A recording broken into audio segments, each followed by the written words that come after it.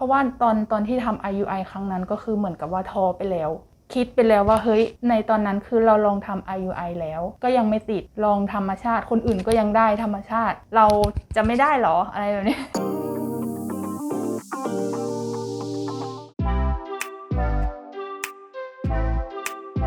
ก่อนหน้านี้เคยพยายามปล่อยแบบธรรมชาติมาค่ะประมาณ3 ปีแล้วก็นับวันไข่ตกแต่ก็ยังไม่สำเร็จทีนี้ก็เลยลองไปปรึกษาคุณหมอดูเป็นโรงพยาบาลแห่งหนึ่งอะค่ะคุณหมอก็แนะนำให้ลองฉีดซีดูก็เลยลองฉีดซีดูปรากฏว่าท่อน้ำไข่ตันข้างหนึ่งค่ะตอนนั้นคุณหมอก็เลยลองแนะนำให้เราทำ IUI ดูอะค่ะก็เลยทำไป2 ครั้งแต่ก็ไม่สำเร็จ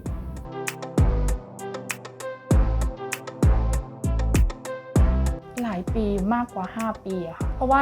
ตอนที่ทำ IUI ครั้งนั้นก็คือเหมือนกับว่าท้อไปแล้วคิดไปแล้วว่าเฮ้ยในตอนนั้นคือเราลองทำ IUI แล้วก็ยังไม่ติดลองธรรมชาติคนอื่นก็ยังได้ธรรมชาติเราจะไม่ได้หรออะไรแบบนี้ ก็เลยลองดูพอลองมานานเข้าแล้วมันก็รู้สึกว่าท้อทีแรกไม่มีก็ได้ไม่เป็นไรอยู่กัน2 คนคุยกันนะคะแต่พออายุเริ่มมากขึ้นแล้วมันก็รู้สึกแบบไม่ได้อะเห็นคนอื่นเขามีเราก็อยากมีความรู้สึกนั้นมันก็เลยเปลี่ยนไปค่ะมันก็เลยทำให้เราตัดสินใจขึ้นมาแบบลุกสู้อีกครั้งหนึ่งอะค่ะ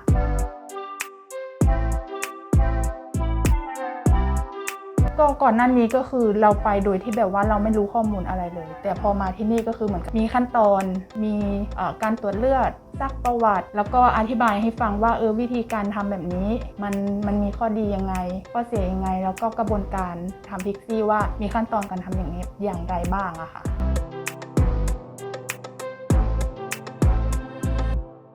พอมาเจอคุณหมอบุญเกียรติก็คือวันแรกที่มีการตรวจสุขภาพแล้วก็มีการอัลตราซาวด์ก็เจอไข่ตั้งต้นน้อยอะค่ะข้างซ้ายประมาณ3 ใบข้างขวา4 ใบแต่ทีนี้พอเรามาตรวจเลือดดูแล้วก็คือค่าฮอร์โมน AMS ก็ยังอยู่ในเกณฑ์มาตรฐานอยู่คุณหมอก็เลยลองให้เรากลับไปดูแลรักษาตัวเองก็คือบำรุงตัวเองแล้วก็คุณหมอก็แนะนำก็คือมียาให้ไปรับประทานด้วยครับก็น้ำเชื้อตอนแรกก็คือน้ำเชื้อก็ปกติแต่ว่าการเคลื่อนตัวของตัวอสุจิกับประมาณแบบว่าเคลื่อนตัวค่อนข้างช้าคุณหมอก็แนะนำให้ก็คือมียาวิตามินให้กลับไปรับประทานนะครับก็หลังจากที่ทานยาบำรุงที่คุณหมอให้ไปก็คุณภาพของสเปิร์มก็ดีขึ้นครับผม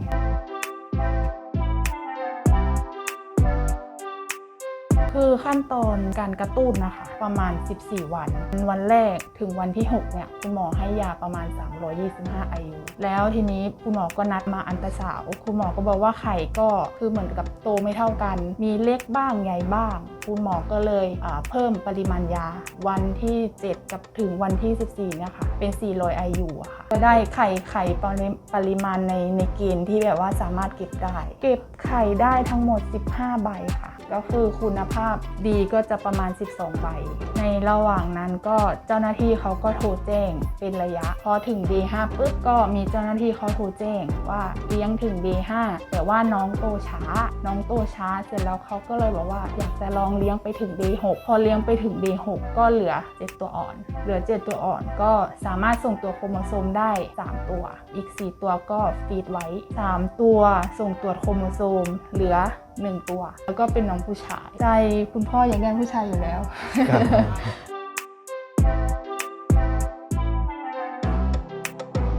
ฟีดไว้ตอนนั้นน่าจะฟีดไว้ประมาณหลายเดือนอยู่ค่ะเพราะเนื่องจากสถานการณ์โควิดด้วยส่องกล้องดูโพรงมดลูกด้วยค่ะปรากฏว่าเจอติ่งเนื้อที่โพรงมดลูกคุณหมอก็เคลียร์ให้ในวันนั้นเลย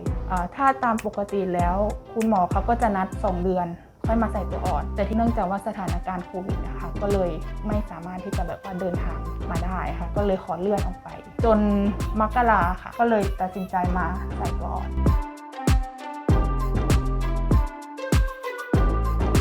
แฟนเป็นคนตรวจ5 วันก็คือลองจุ่มดูจนวันที่มา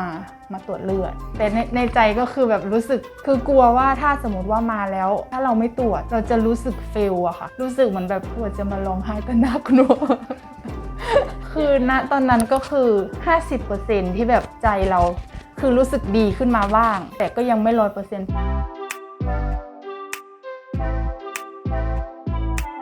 ก็รู้สึกดีใจครับโอ้โหตื่นเต้นก็คือไอ้ความรู้สึกนี้ก็คือแบบว่าเราก็ใช้ชีวิตคู่มานานนะครับก็คือปล่อยธรรมชาติก็ลองตรวจบ้างตรวจอะไรบ้างแต่ก็ไม่เคยขึ้นสักทีครับพอตรวจขึ้นมาเจอ2ขีดนี่โอ้โหความรู้สึกเหมือน จนท้อ เปลี่ยนไปเลย ค่ะ ครับ จนท้อจนไม่คิดว่าเราจะมีวันนี้ได้เลยค่ะครั้งเดียวตัวเดียว